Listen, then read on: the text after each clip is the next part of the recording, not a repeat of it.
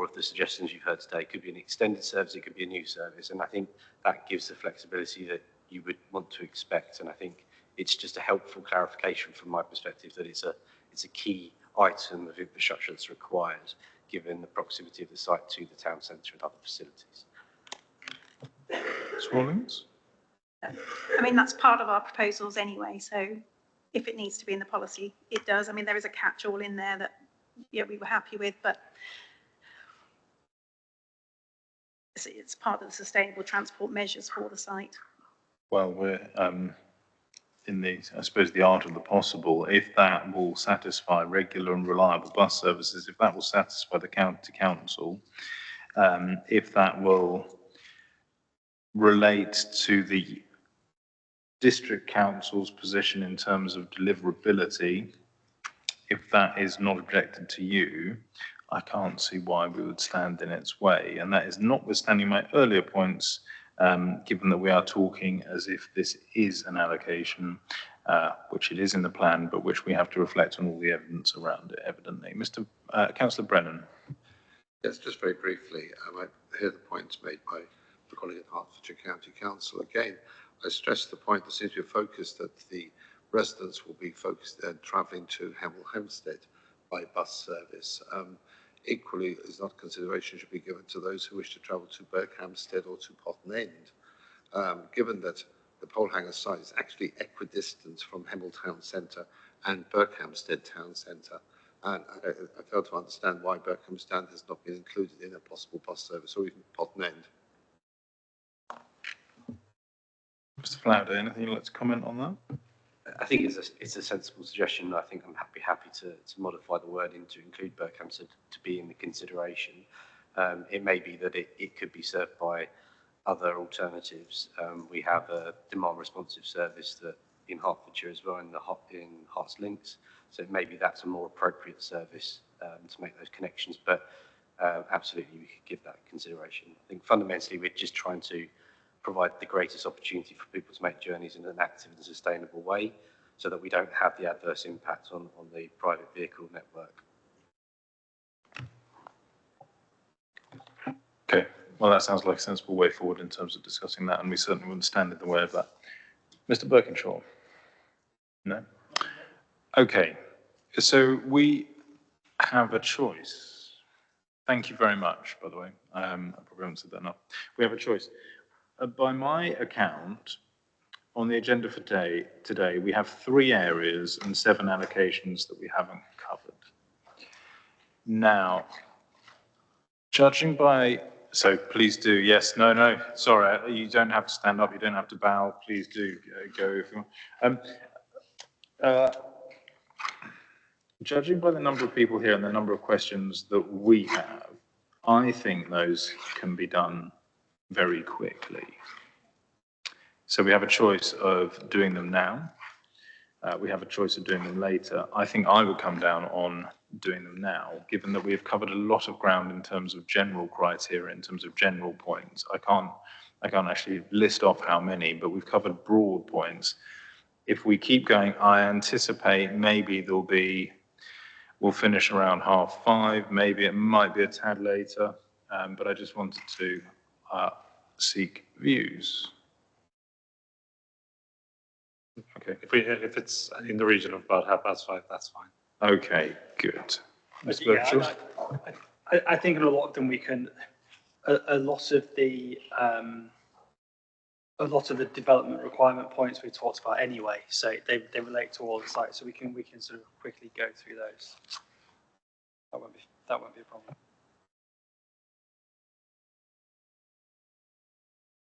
Okay.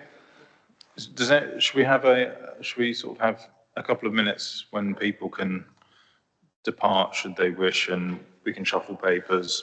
I'll probably still sit here, but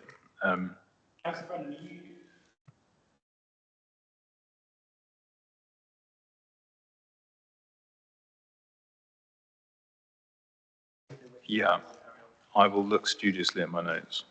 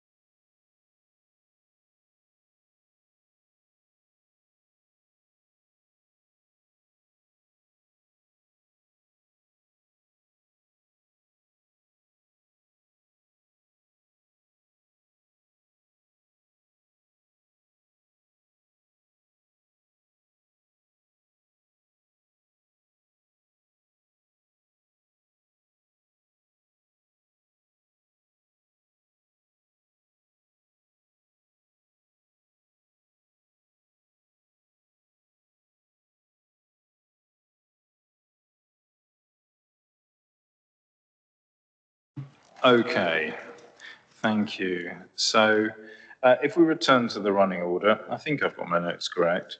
We're on HGC3, HGC4, HGC5, and then we have some allocations, 7 allocations. The 2 points, so obviously we've had a look through the policies.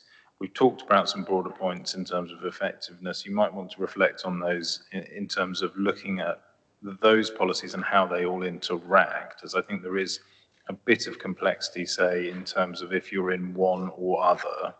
I think that's made in the instance of WLAM, HM11, they raise, I would just encourage you to reflect on that. There is some concern about, well, we're potentially caught in 2 waters, we're potentially caught by some other requirements as well. So just making sure that there's that internal consistency. Now, we don't deal with emission sites, but in terms of greenbelt boundaries, there is a specific representation, which I think I heard that whispered, is Green King, and they talk about land adjacent to the red line, which in their view should be included in the opportunity area, in one of the opportunity areas. But it seems that that land is within the green belt. Now, I just wanted to get the council's view on that. They're not here, but it just on a view of where the opportunity areas extend to, on a view of the green belt boundaries, what was the rationale for putting them where they are? With specific reference to that representation from Green King, that would be very useful for us. Thank you, sir. In addition to the local plan consultations that we did have a dedicated bespoke consultation on the Two Waters opportunity area. It was part of another PropTech engagement fund, I think, bid that was successful, that allowed us to utilize new technologies and how we engage with communities. But part of that was a consideration of the outline area. And that did, in my view, kind of wasn't strictly within the realm of the local plan consultation events. It was something that was a little bit different. But we used that as an opportunity to gauge feedback on the Two Waters area. And that has helped shape and informed our view of the extent of the Two Waters area. So there's 2 other elements to consider on this. There's an existing Two Waters master plan guidance document, which kind of set the established, the existing one, but it is not an adopted SPD. It was just endorsed by the council some years ago. And then as part of obviously work on the local plan, looking at maybe new development opportunities, and within that area, we looked at the boundary south of the railway line, taking account of the established manor estate to the northwest of Shendish Manor, but also Shendish Manor itself, and then just considered how far along should it be before Two Waters may not become Two Waters. And that is ultimately the extent of that. We consulted on, we obtained some feedback, but ultimately in light of the revisions in the finalised plan, we made a conscious effort overall to look at that southeastern boundary of Two Waters area to be set against the settlement boundary of Hemel Hempstead. I think just being clear on that front. In our view, that we feel that is a robust approach, just recognising the opportunities, the strategy for Two Waters, where the opportunities are going to be, recognising where we want to keep land within the greenbelt and keep it natural and open. But I think in the context of everything else, I will pass over to Ms. Mitchell with regards to this particular site, in the context of how we've considered this site. Okay. So this site is one of those sites that was actually excluded prior to developing reasonable growth scenario or reasonable alternative growth scenarios. So it's included within ED 39A, and it's the reference 105, Hemel 105R. And essentially on further examination of the constraints of the site, found that there are flood risk constraints, and there are sequentially better performing allocations within Hemel Hempstead that could meet the strategy of the plan. So it kind of goes back to the points we were making yesterday in terms of there may be weaker performing greenbelt sites, but there are constraints or reasons as to why those sites weren't allocated, and that relates to kind of other considerations. In this case, it's flood risk. I understand that. Just in terms of the greenbelt boundary, though, as I understand it, if we are with you on HM11, there will be along this is Nash Mills Lane, isn't it? So Ruckler's Lane goes underneath the railway line, becomes Nash Mills Lane. By that, there is the red line. And I think I'm right in saying that's the area that's being referred to. There will be this on plan curious element of greenbelt. And I think that's what Green King were getting at. But your point is that doesn't necessarily, that's not the be all and end all, because you've looked at the policy constraints, and there are other ones that mean that actually applying the positive approach in the Two Waters opportunity area doesn't justify it. Okay. Thank you. The only other point I had to raise on this set of policies, other than making sure from a sort of user's perspective they interrelate well with each other, is just have a check, if I can sort of direct you to do that everything there is specific and purposive to a decision taker. So for example, in HDC 5A, there's a reference to high quality employment uses. And I don't know what that means effectively. What are high quality? What if a low quality employment use or any employment use comes forward? How is that directive towards a decision taker? So that would be my only direction there. I don't know if Mr. Birkinshaw has any other comments on that set of policies, because if not, I think that takes us, by my notes, onto HMO2. Yeah, just quickly, we've referred to this before, and we certainly referred to it in the joint session. Just a sense check on where you've got policies that are again requiring compliance with SPDs, which obviously the development plan can't infer that status on them. So it's just a bit of a sense check. I think that crops up in a couple of those.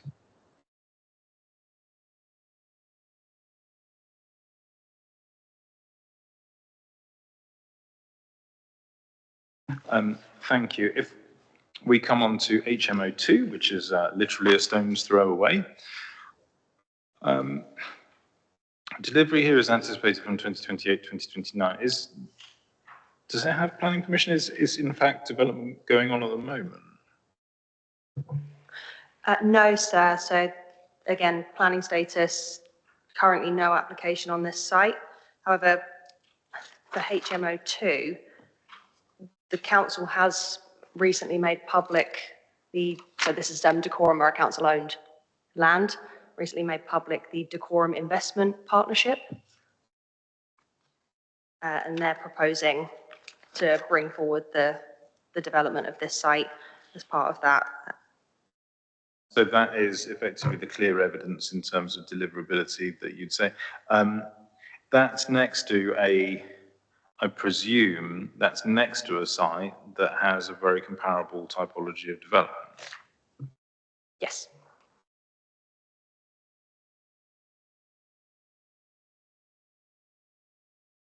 This is the, I won't go through the broad points because a lot of the points were about flooding, about historic England, about ecology. I think we've touched on all of those in broad terms. The one I just wanted to mention, this is where there is that reference to TPOs.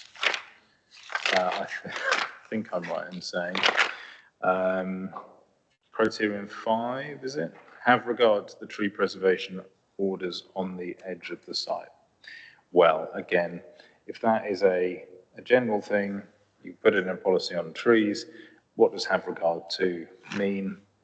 Okay, I'll leave that there. I think you've got the point in terms of where we're coming from in terms of the purpose of policies.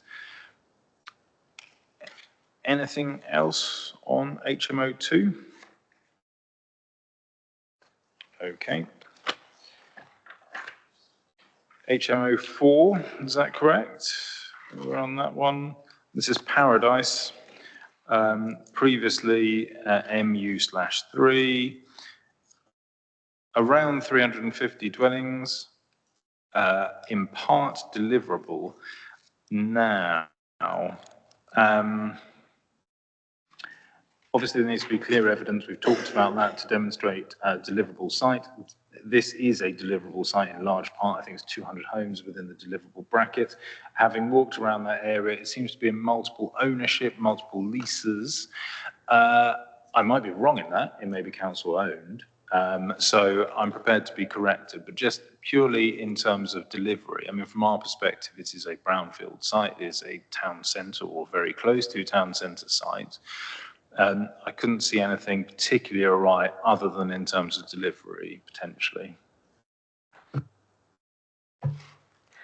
So, correct. Within the response to the matters, issues, questions, question 1, paragraph 4.76, I included a sort of plan which is taken from the adopted design code SPD for this site, which includes the kind of land ownership structure and parcels. At the moment, the land expected to deliver within 2026 to 27 benefits from full planning permission. So at the moment, I believe that isn't reflected within the updated trajectory because it was within the financial year, which hasn't completed yet. But if we're required to update it again, it would become part of the committed supply and the allocation would reduce again as more parts of it get permission and are built. And that reduction in overall terms is 350 to 315, is that right? So the 350 to 315 reflects another commenced development at plot A. That's already reflected within the committed supply in the trajectory. That is just more the point on the, where we say delivery in 26, 27 is still realistic with the 315 dwellings because there's another parcel which has got full planning permission.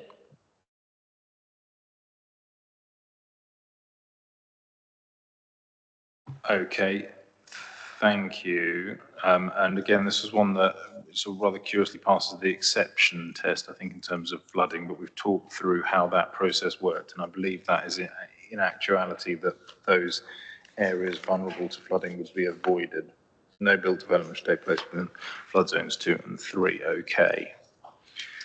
Okay. Moving on then, we are going to HMO 7. Is that right? Now, a number of representatives who talked about HM 11 said,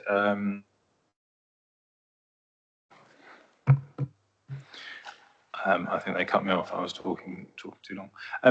A number of representations in relation to HM 11 said that Whiteleaf should be allocated, which I believe it actually is via this policy HMO 7, which is the Symbio site. 100 dwellings, delivery expected 2029-30, so that would be a deliverable site. HMO 7. Yeah, first 5 years, that's handy. We've talked about, I had some points just eyeballing it, if I'm honest, in terms of public open space provision, but we've talked about the interaction with HC5, given that it is a very small site, 0.22 hectares. So provision on public open space within the site may be exceptionally challenging, given that there will also be 100 dwellings there. But I think there just needs to be some clarification in terms of if that is a land use requirement, public open space, or if that is simply accordance with HC5 we've talked about. I didn't have any other, we talked about contamination, we talked about opportunistic extraction of sand and gravel. In terms of, does this fall into the same category as we were hearing from Mr. John in terms of potential for contamination, or are we talking about something more significant potentially here? Same category. Same category. Okay. And obviously you've referenced that there were previous studies when the site was formally considered in terms of contamination, and that in all likelihood the results will be the same there. Okay, there's a statement of common ground with the Glencar Group, I believe they're the promoter. There is agreement to some of the points, but deletion of point 2 under biodiversity and green infrastructure. I don't know what the council think of that. Efforts, which is presumably efforts should be made to avoid impacts, enhance connectivity with priority deciduous woodland habitat adjacent to the site. I can't see anything particularly wrong with that, but am I in the right space? Have the council considered the Glencar Group's suggestion that those efforts should not be had? So that's set out within our statement of common ground with the Glencar Group, which is ED 16. Essentially, the area of priority habitat deciduous woodland is not adjacent to the site. So it's almost a point of factual correction. There are policies within the plan and the other site-specific requirements that would ensure that any impacts on trees or habitat connectivity be mitigated on a more general scale, but in terms of the requirement for a site-specific, that we agree that there isn't one. That's a good clarification. And again, and I'm sorry, just we're rattling through things, but under biodiversity and green infrastructure, I thought number 3 was one that might have caused some concern. Undertake a preliminary roost assessment. Again, comes back to the point of the purpose of that. Presumably you do that so then you don't have a party with the bats. You do something to preserve the bats. But I'll leave that one because it falls into a theme. Okay, Mr. Berkshire, anything on that, or else it's HMO 9, I believe. Okay. HMO 9 is actually quite a big site, 480 dwellings. Previous DPD allocation. I've seen representations from someone saying this is already permitted. I think there was a planning application for around, so what I see from the council statement, there was a planning application for around 480 dwellings, that was refused, and there is a new application approved for 485 flats. So presumably we're looking at 485 again, in terms of, well, around 480, 485, probably we wouldn't have an inquiry on that point, but around 485 dwellings there. This is therefore a deliverable site, has planning permission. No particular questions from me, subject to the general points on criteria. Okay.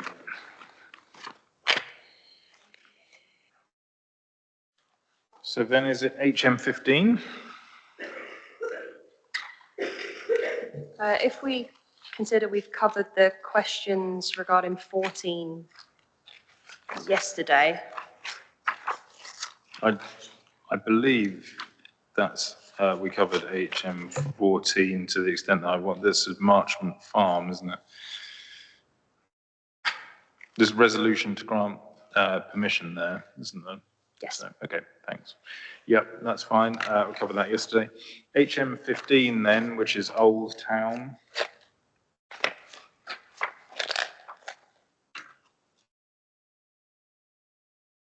AC dwellings, delivery anticipated 2028.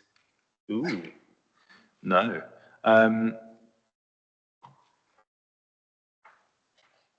Now, there are some concerns on this, sorry, delivery anticipated 2037-38 in the plan as submitted. There are some concerns, so in terms of accessibility, and it's the Livestock Green Village Association, I think, that said access should be instead provided via Green Lane Apologies, sir, that's HM16. Oh, yeah. HM15. You're quite right. So then on HM15, hold that in your mind for HM16. We've got representation from Historic England, which we talked about. It's a later delivery. Can you just explain why that delivery is so late? Certainly. So at the point of publication, we engaged with the council's development team, and at the time, this wasn't proposed to be one of the kind of first pipeline sites. It's expected to be developed by the council later. Within ED 39, page 43, I noted that the council had announced its partnership with the Hill Group, and then more recently, following the publication of ED 39, the first business plan for that investment partnership with the Hill Group has been published. And actually, they're proposing that this site now does form part of the kind of first phase pipeline of development sites for that partnership. So we're proposing for it to come forward as a deliverable site now. It's existing allocation. It's already been removed from the Greenbelt. It's Dacorum Borough owned.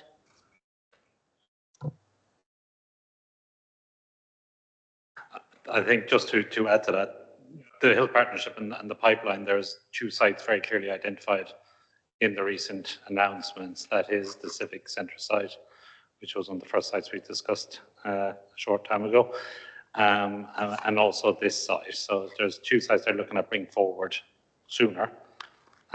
This is one of them, and I think the announcements and material points towards an application later this year for it. Okay, so just 2 points then. We're invited, therefore, to consider that this would be a deliverable site, part of the joint joint working with the Hill Partnership. It's Dacorum Council owned. Key question in terms of delivery. This was allocated in a previous plan, in a DPD, or but maybe before that. Why hasn't it come forward to date? And that's a sort of logical question. If it hasn't come forward in 10 years, how can we be clear that it's going to come forward now? What's different now? So the sites allocated within the site allocations DPD, same as the others, so 2017. The site hasn't come forward primarily, like I say, the council was looking to develop its investment partnership with the Hill Group. We've got our own internal development team, if you like. They've prioritizing projects.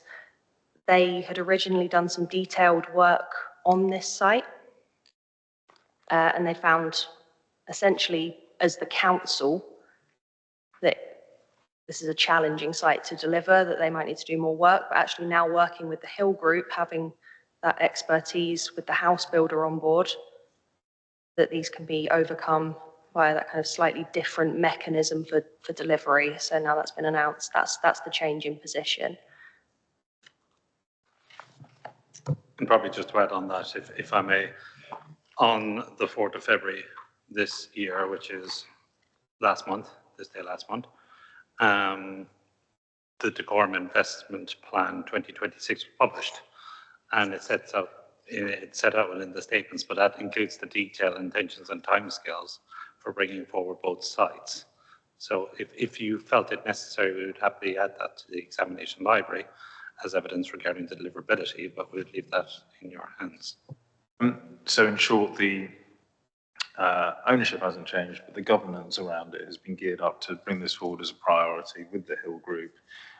There are no significant obstacles that now can be foreseen, and there are details and timescales in the 4th of February investment plan. Okay. I wasn't quite right with Historic England, and I think some other representations from memory from Regulation 19 talked about the implications for the conservation area, the Old Town Conservation Area.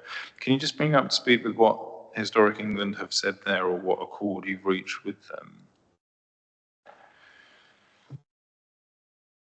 I was going to say, this is another one of those sites where they said the detailed heritage impact assessment should have regard to the one that's high-level one that we've prepared. The council consider that the policy already says, so criterion 1 of policy HM15, development should conserve and where possible enhance the character of the Old Town conservation area. So we don't believe the Historic England modification is necessary for soundness. And I think that's fair. I mean, I have seen conserve or where possible enhance in other plans. My personal view is that more consistent with the legislation, the Listed Building Act, is conserve or enhance. I don't think that's a matter of soundness, however. That's just a personal perspective. Okay, any other points on HM15? Well, then it does bring us on to HM16, which I was incorrect in my previous statement. I misspoke. Delivery there is expected 2028 to 29. This is a 2-hectare site. Safe and suitable access comes up in terms of a representation, and I'll say it again, hopefully I'll get it right this time. The Leverstock Green Village Association, they say access should be via Green Lane as opposed to, so Green Lane presumably is to the east, is it, as opposed to Westwick Road to the north? But that's the key concern as I've seen it here. Just to flag on this site, we now have a planning application, a live planning application. So that's referenced within our response to question 1, full planning application.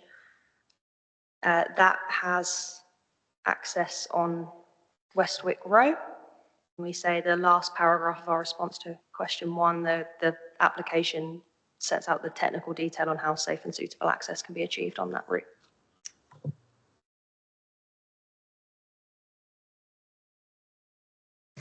Thank you.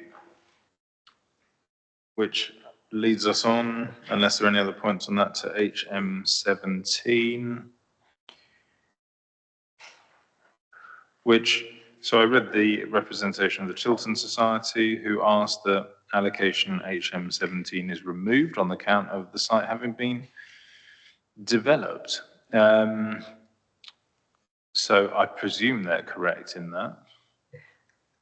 So at the time the Chiltern Society put their representation in, they were right, part of the site is under construction, but actually as of now, the site now entirely benefits from full planning permission. So at the time it was part of the site was under construction, part of the site had a live application.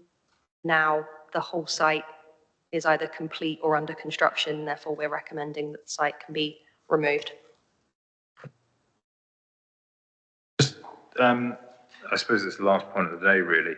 You're recommending that the site is being removed because it's underway. Okay, well, that makes sense. Development's being commenced. Are there any other sites where they have planning permission has been achieved, but they haven't been through the same sort of comparative site selection process? So I'm thinking about sites which there's been a planning application, there's been a thought process of, well, maybe we should incorporate this as an allocation, as opposed to a site that has come through the comparative process and has resulted in an allocation. I just wanted to effectively double check that there were none that have sort of floated about out there, they've got planning permission. Ah, yes, let's incorporate this at a late stage, as opposed to let's go through the justification process, because one local plan I was dealing with did exactly that. Short answer, no.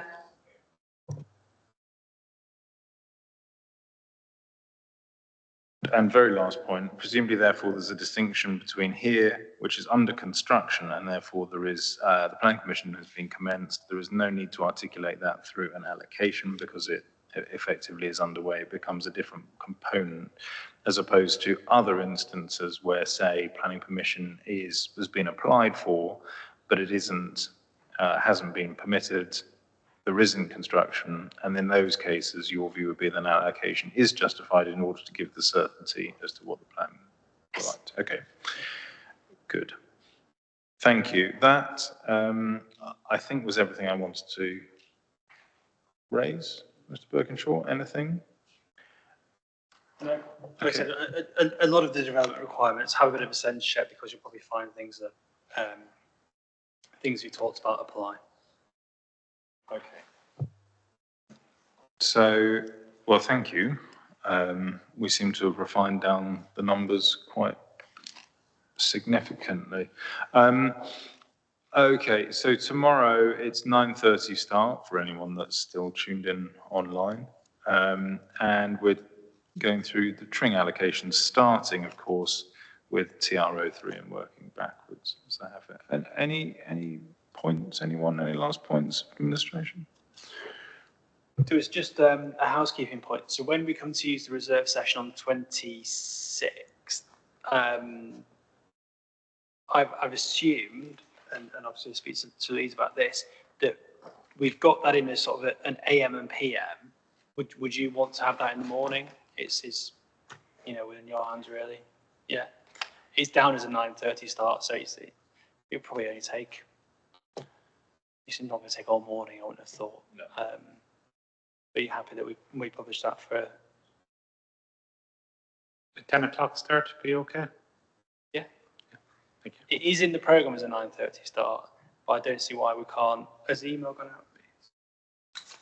I'll speak to Louise. If we can make it at 10 o'clock, oh, sorry, if we can make it at 10 o'clock start, we will do. Yeah. Okay. Thank you. Thank you, everyone. Let's adjourn. See you at 9:30.